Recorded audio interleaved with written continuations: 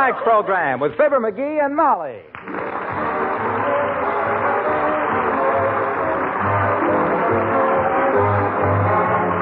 The makers of Johnson's Wax for home and industry present Fibber McGee and Molly, written by Don Quinn and Phil Leslie, with music by the King's Men and Billy Mills Orchestra.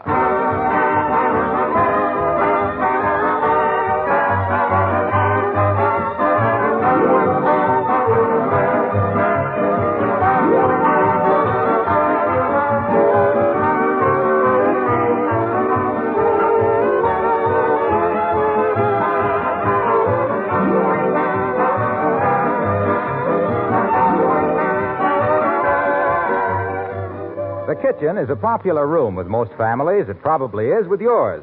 Is it because you ladies are out there so much? Or are the icebox and the things cooking on the stove the great attractions? Oh, that's unkind of me, isn't it? Of course, it's the ladies. Well, at any rate, the kitchen is a popular room and deserves the extra care that most women give it. When linoleum is bright and sparkling, its colors fresh and new-looking, the whole room takes on a more cheerful tone and is a pleasanter place to work in. When you use Johnson's Glow Coat regularly to keep linoleum new-looking, you're actually making it last 6 to 10 times longer. And you're saving yourself hours of work all year because Glow Coat is so easy to use.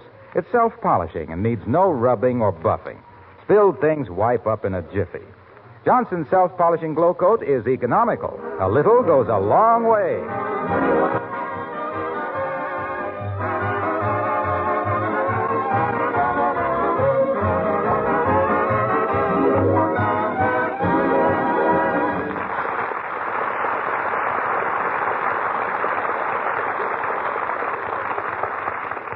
When a man has demonstrated that he isn't very smart in the daytime, there's only one answer: night school. And here, all excited at the prospect of Fibber's first evening of school, we find Fibber McGee and Molly.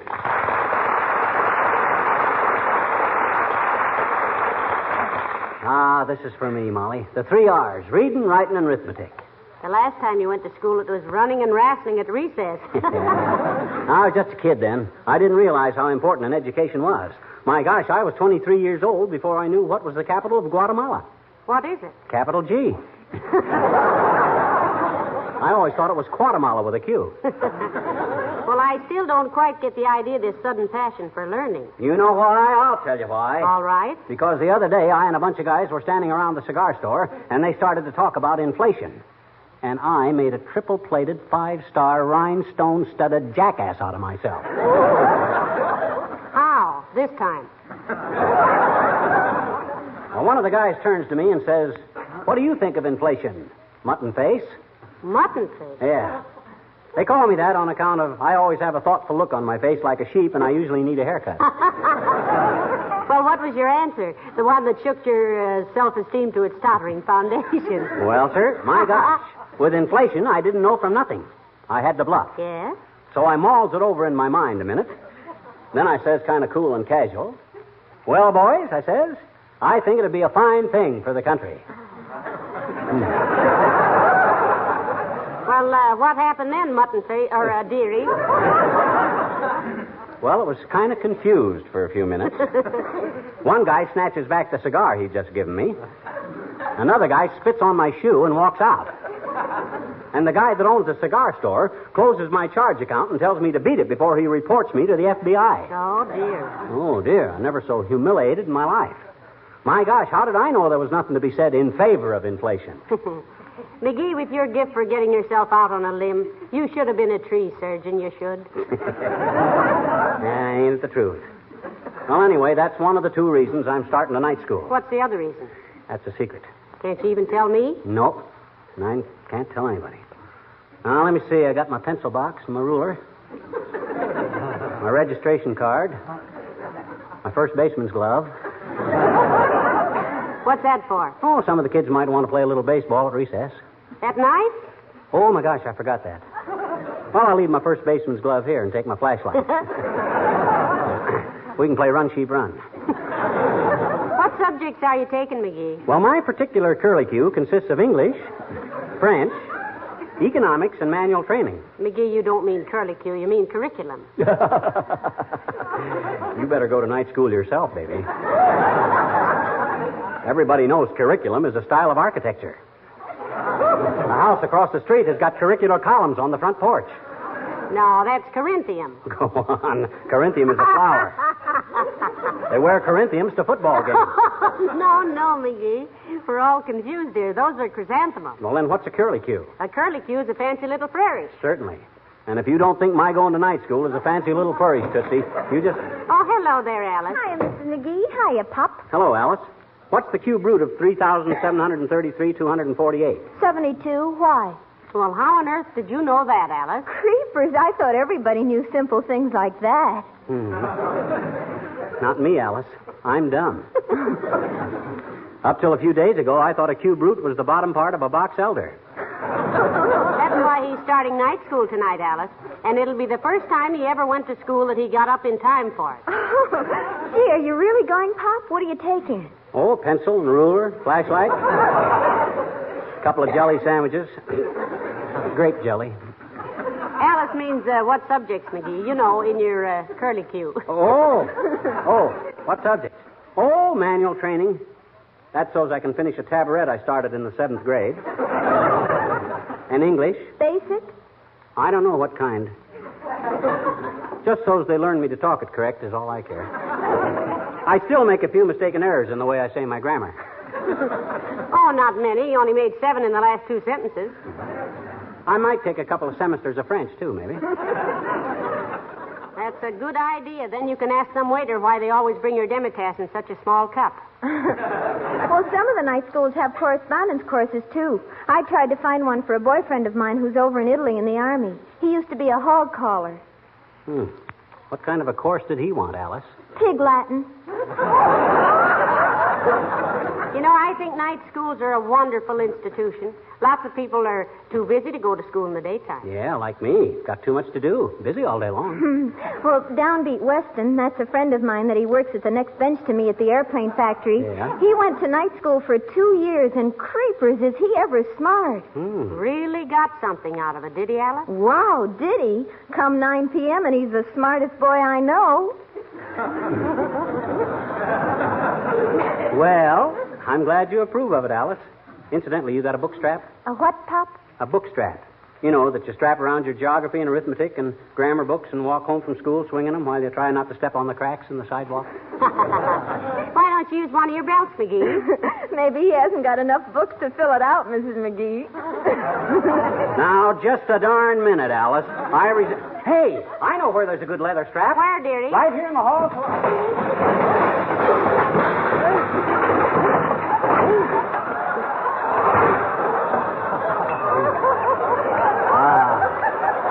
Just as I thought. It ain't here.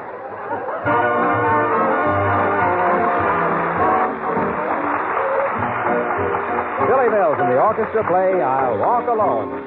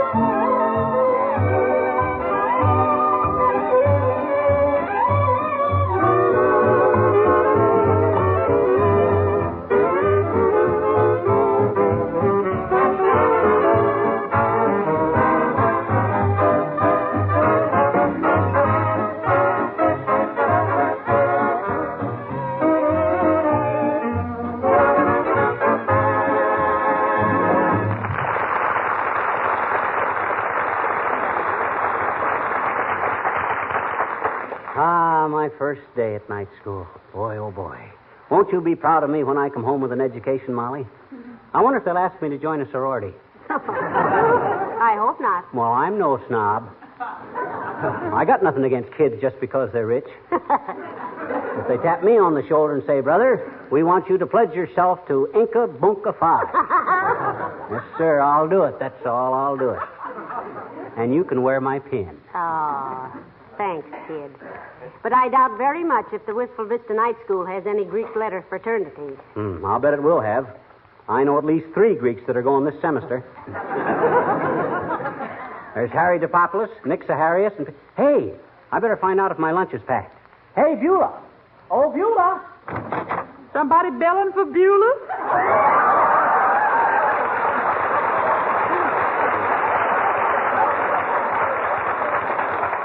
Our schoolboy was wondering if his lunch was ready, Beulah. Yeah, and I was going to suggest you put in an extra pickle, Beulah. Might want to share my lunch with some other kid. Yeah, sir. And I can unscrew a wheel off the tea cart if you want to roll a hoop to school. I'm afraid it's too dark, Beulah. I'll just kick a tin can or something. This whole thing is degenerating into simple nonsense. Yeah. What's the second reason you're going to night school, McGee, aside from learning about inflation? Well, my second reason is a very confident... You want to find out about inflation, sir? Huh? Yes, he does, Beulah. Why? Well, for goodness sake, nobody has to pack somebody lunch and sharpen pencils and buy school books just for that. All you got to do is ask somebody. Yeah? Who? Me. You? You understand about inflation, Beulah? Yes, ma'am. Of course, there are certain aspects of the problem which elude me, but I got me a fairly comprehensive grasp of the basic principles.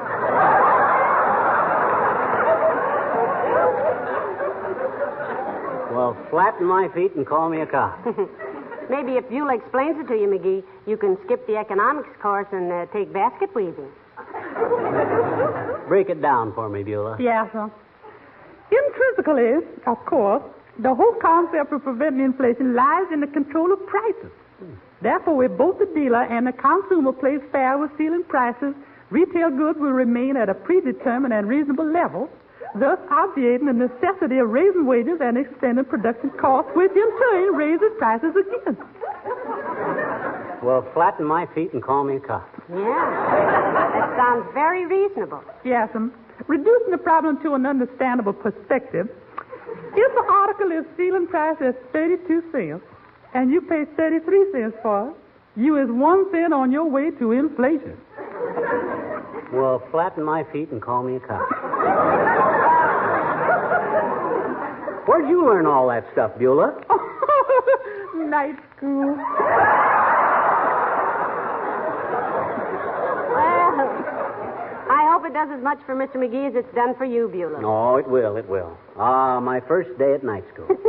What a moment. If it ain't too painful a reminiscence, Mr. McGee, how far did you get in public school? He got a high school diploma, Beulah. Yes, sir. And regardless of any ugly rumors you might hear, it had nothing to do with his knowing certain facts about the principal and the music teacher. Of course it didn't. Just because a pupil happens to catch the principal necking with the music teacher and happens to mention it the day before graduation don't mean the pupil wouldn't have graduated anyway. So I've often wondered. As a matter of fact, Beulah, on graduation day, when the class marched around the gymnasium, Mr. McGee led the whole senior class. He really did? As president of the class? No, I was the only kid in school who had a drum. The only kid who had a drum. But see what the man said. Love that man.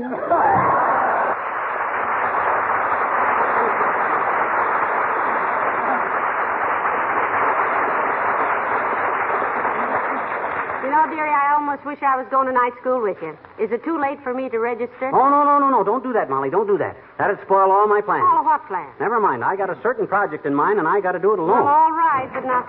Oh, hello, Mr. Wilcox. Hello, Molly. Hey, pal, is this the night you start night school? Sure is, Waxy. Ever think of going yourself? You're not so smart you couldn't use a little more education. Well, I once thought of trying for my bachelor's degree, but I got married instead.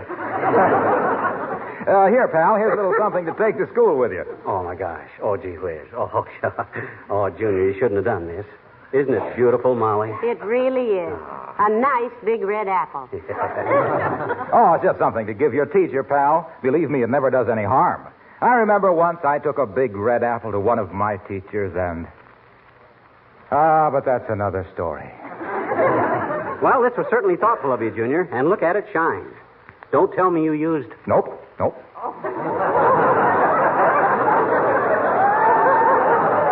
Nope, I just rubbed it up a little, that's all. You see, nature protects fruit with a natural wax finish, just like good housekeepers keep their fine possessions protected with Johnson's wax.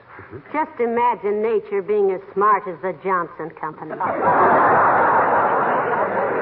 And just imagine Waxy lugging an apple clear across town just to drag a sales talk in by the stem. Why, that wasn't my idea at all. I just wanted you to get off to a good start at school, that's all. Of course, if your teacher happens to mention the lustrous beauty and protection that a wax finish gives a mere apple, you might toss in a slug for Johnson's wax. Just in passing, of course, so that... Hey, what's the matter, Molly? You don't look happy. Well, I guess I do feel a little sad, Mr. Wilcox. You know how it is with the woman on her little boy's first day at school. I guess we just hate to see them grow up.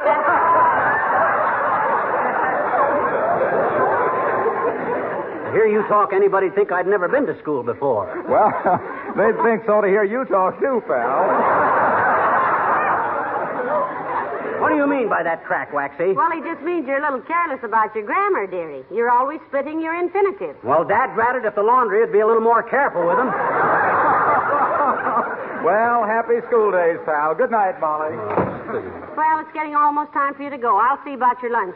Be sure you take your registration card and your other... Okay, I'll get it all. There goes a good kid. To think of her marrying a dumb guy like me and buying the license herself. She knew I'd pay her back. And I will, too. By George, after I graduate from night school... Come in. Hi, mister. Oh, hello there, Teeny. I'm sorry I haven't got time to barber with you right now. I don't want to be late for night school. Oh, I don't... I says I haven't got time for any vocal volleyball right now. I don't want to be late for night school. Oh, night school. Oh, cut it out, sis. This is a serious project with me. I'm after an education. Oh? And if you're a good girl, I'll send you a ticket to the entertainment they give at the end of the year. Oh, what kind of entertainment? I don't know this year. Last year, I understand they put on a puppet show. Oh, gee, I love puppet shows, mister. You do, eh? Hmm? I says you do, eh? Do what? You love puppet shows. I know it. I had a little puppet once. His name was Margaret, and he was a wire-tail airhair. You mean a wire hair airtail? If he was an Airedale, he couldn't have been a wire tail. I said puppet, not pup. This was a puppet. He grew up to be a pup. No. You don't understand, sis. A puppet is a kind of a doll that somebody manipulates with strings. Sure. Uh-huh. My little puppet was a doll, too. Hmm? Oh, gee, he was cute. Oh, only we didn't manipulate him with a string. We had a long leather leash for him. Leash, not lease. What? I said it's a leash. A lease is what you sign when you rent a house. My puppet didn't rent a house. We gave him one for nothing. He didn't have any money. Look, sis. My daddy says he didn't even have a cent, except when he got wet. Now, look, sis. So I hope you do take me to the puppet show, mister. Maybe I could buy another puppet like Margaret, I tell you, there are no dogs at a puppet show. Well, I bet you they will be when they grow up, I bet you. Now, wait a minute, sis. Let me explain this. Now, look. A pup and a puppet are two different things. Are two different things. Yes. A pup is an animal, a living, breathing thing. He eats, he sleeps, he... Be careful, mister. There's no sense in prolonging this silly conversation any longer. You're too ignorant to understand. Oh. Well, what's so funny? I'm ignorant. Yes. But you have to go to night school. Oh, brother.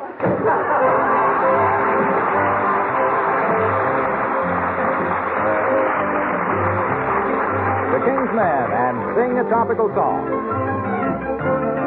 Upon the island from which we come, we have a national characteristic which is very strong. Because we put the accent upon the wrong syllable when we sing a tropical song.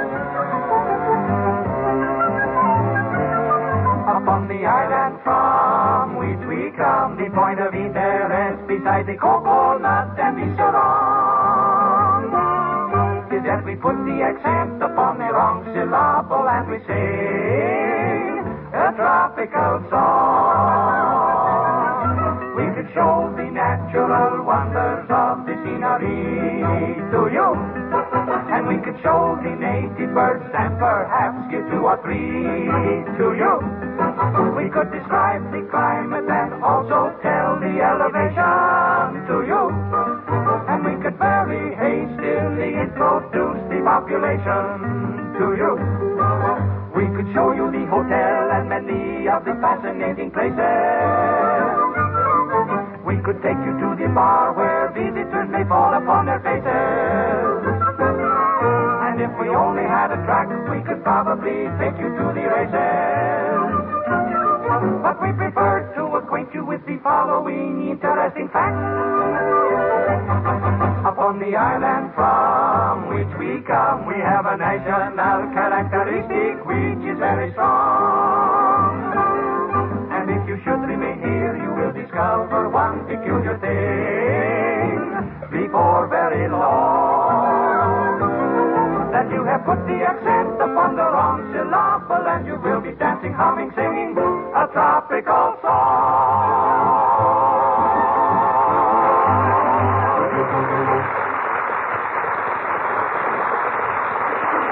Now, let me see. I got my pencil and my ruler, my lunch, my bean shooter, my pen wiper, my book strap. Did you wash your neck and ears? After all, your first day at night school, you know. Oh, my gosh. What's the matter? A, B, C, D, F, G, H, I, J, K, L, M, N, O, P, Q, R, S, T, U, V, W, X, Y, Z. Is that right? Perfect. Why? I just wanted to be sure. I hate to get caught not knowing my alphabet the first day at night school. Well, kiss me goodbye, dearie, and don't forget to look both ways now before you cross the street. Oh, come in. Oh, hello, Dr. Gamble. Hello, my dear. Well, and what's little false face loaded down with? Running away from home, Chiselwit? You're going to break a leg jumping to conclusions one of these days.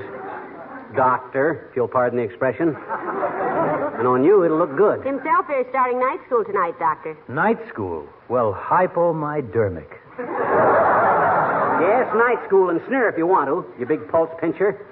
Just because you haven't learned anything new in the last 20 years, don't make any snide remarks about somebody else wanting to improve his mind. Why, my dear boy, I'm heartily in favor of your improving your mind. In fact, I've recommended it many times. You certainly can't lose anything by trying it, Doctor. I should say not. And think what a thrill he's going to get when he learns to write his own name, without help. Okay. Scoff if you want to. Deride. But by George, Doc... Hey, what time is it? You still got 3/4 of an hour. I never saw a kid so anxious to get to school. What are you studying, McGee? Well, he wants, for one thing, to study the causes and effects of inflation, Doctor. Oh, he does he? Well, I can explain that so that even he can understand. Just a matter of teaming up to keep prices down, that's all.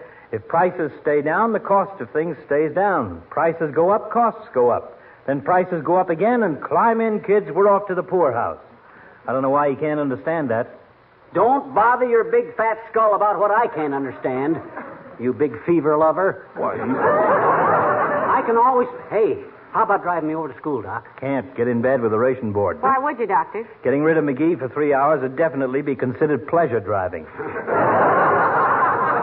Besides, I gotta... Hey, look at the time. I gotta go. So long, Molly. So long, Wait Doc. a minute, McGee. Kiss me goodbye. Okay.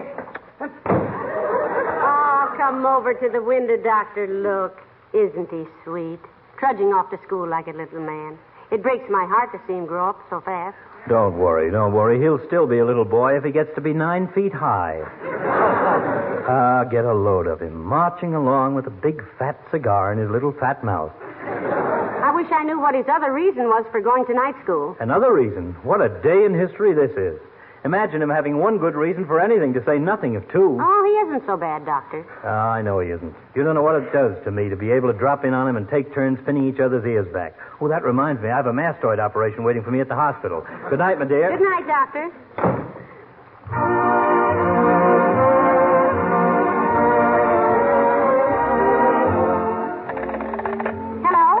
Hello? Is this you, Dr. Gamble? This is Molly McGee speaking. Yes, Doctor, I'm frantic. Look, I called up night school to tell McGee he forgot to take his registration card. I'm all frustrated here, and they say he never got there, and it's almost 10 o'clock. You will? Oh, thank you, Doctor. Yes, I'll meet you at the police station. Hurry now, won't you?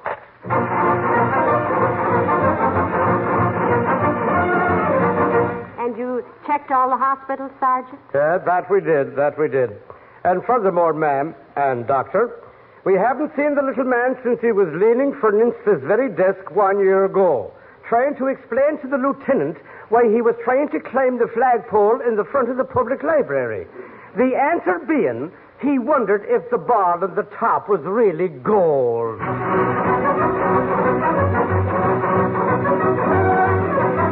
No, Mrs. McGee, he hasn't been in the theater tonight, and everybody's gone now. Are you sure? He has a habit of dropping in wherever Heavenly Days is playing because he likes to hear himself sing. And he wants to know about inflation. Well, come on, Molly. We'll stop at the Elks Club and ask all the boys.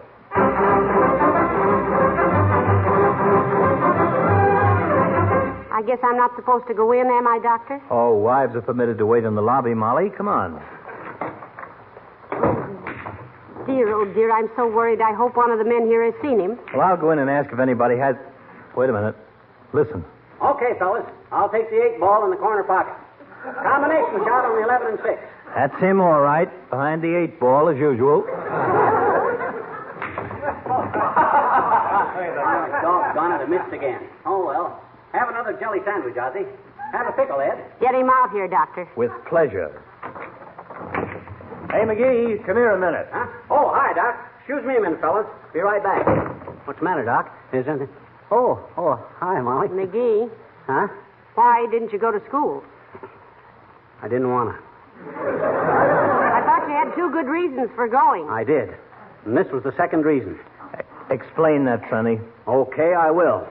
All my life, I wanted to play hooky from school without getting my bloomers blistered when I got home. And I finally did it.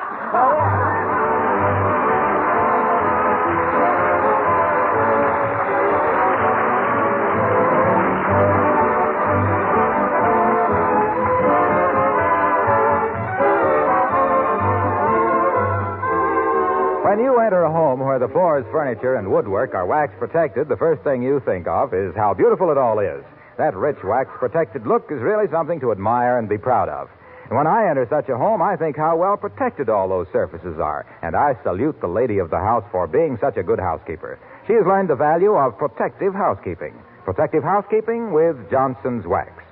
Let me list briefly the benefits you'll receive from regular applications of Johnson's Wax to the floors, furniture, woodwork, and other surfaces in your home. First, you protect your things. Make them last longer. The coat of wax takes the wear. The surface underneath is safe.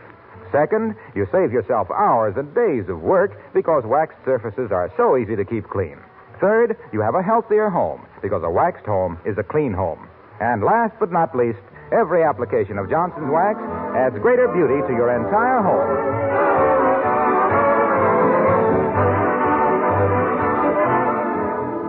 Ladies and gentlemen, we had fun with inflation tonight, but there won't be much comedy in inflation if it comes. And it needn't come at all. Because while it's a very real danger, the prevention is comparatively simple. Whenever you buy things in a store, check the prices with the ceiling price posters. The responsibility rests with both the retailers and the customers. And we know everybody will back up our fighting services by fighting against the increase of prices at home. Remember, there's a certain paper hanger who hopes we'll neglect our ceilings. Good night. Good night, all.